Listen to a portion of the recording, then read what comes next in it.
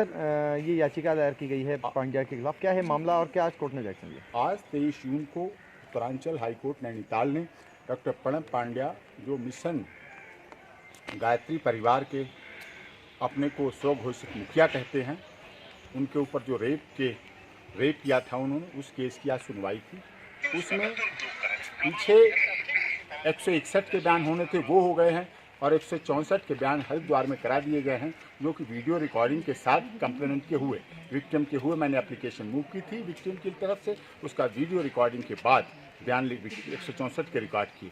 जब रिकॉर्ड हो गए उसके बयान, उसमें नया इम्प्रूवमेंट क्या होता है, देखिए किस तरह से डॉक्टर प्रणब पांड्या उत्तराखंड हाईकोर्ट नैनीताल के आदेश की, जो उन्हें लिबर्टी दी गई है, जो गिरफ्तारी पर रोक लगाई गई, उसके आदेश की किस तरह से धज्जियां उड़ा रहे हैं। और इन्वेस्टिगेशन एजेंसी खामोश है, पूरी तरह से चुप है, साइलेंट है। स्टेट प्रभावित कर रहा है क्योंकि वो पॉलिटिकल इन्फ्लुएंस पर्सन है, उनकी राजनीति में बहुत पकड़ है, बहुत पहुंच है और धनबल जनबल का प्रभाव है। इस आधार पर जब 164 के बयान लड़की के में करा के गया शिकायतकर्ता के, और उसके आधार पर जब इस केस में पॉक्सो अट्रैक्ट हो गई, बयानों के आधार पर पता चल गया कि घटना के समय लड़की नाबालिग थी, तो पॉक्सो डॉक्टर प्रणब पांड्या और उनकी पत्नी पर अट्रैक्ट हो गई, लग गई।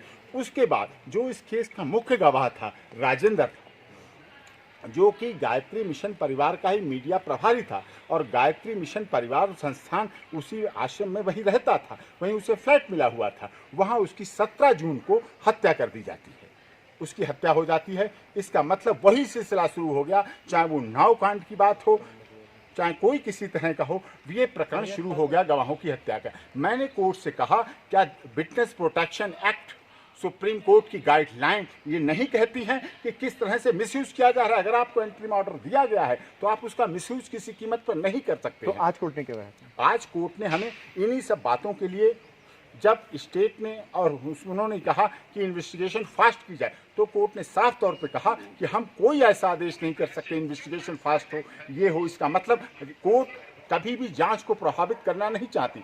जांच जिस तरह से स्मूथली, आराम से जिस तरह जांच अधिकारी करें, लेकिन हमें उन जांचों पर भी थोड़ा इसलिए डर लगता है क्योंकि अभी तक ना तो विटनेस प्रोटेक्शन एक्ट के तहत गवाह को, गवाह के परिवार वालों को, शिकायतकर्ता को कोई सुरक्षा उपलब्ध कराएगी। इसका मतलब 17 जून को एक गवाह की हत्या होती है, जो कि कोर्ट में जाके बयान देने के लिए अपनी बात कहता है, जो कहता है कि हाँ मीडिया प्रभारी था, और वो जब मैसेज अपना लास्ट छोड़ता है, उस मैसेज में बड़ी ज़रूरी बात है, उस मैसेज में लास्ट में लिखता है, मैंने किसी को कोई बात कुछ नहीं बताई। इसका मतलब क्या बताना चाहता है? वो अपने को बचने के लिए कि मुझे मत मारो, मैंने कभी कोई किसी से बात कोई नहीं बताई। ये रिकॉर्ड है, ये मैसेज है, ये कॉल डिटेल और इन्वेस्टिगेशन होनी चाहिए। ये मामला PS कोतवाली में इन्वेस्टिगेशन में अब है, जांच है। वहीं पांड्या का रेप केस का भी केस वहीं पेंडिंग है उन्हीं के पास।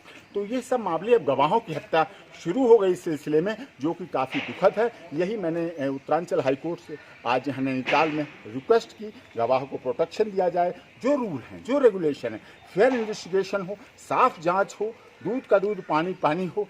क्योंकि कोई भी व्यक्ति ये नहीं कहेगा, गायत्री मिशन परिवार जैसी प्राचीन संस्था जिसे पंडित श्री राम शर्मा आचार्य ने बनाया था बड़ी मेहनत से, उसको एक व्यक्ति बलात्कार करके वहाँ की लड़कियों के साथ बदनाम कर दे। और राजेंद्र की हत्या के मामले में जवाब मांगा कोर्ट ने? जवाब मांगा है कि इसमें भी रिपोर्ट दाखिल करें, SP हरिद्वार और PS कोतवाली, ये क्या प्रकरण चल रहा है सारा, उसमें भी जांच चल रही है।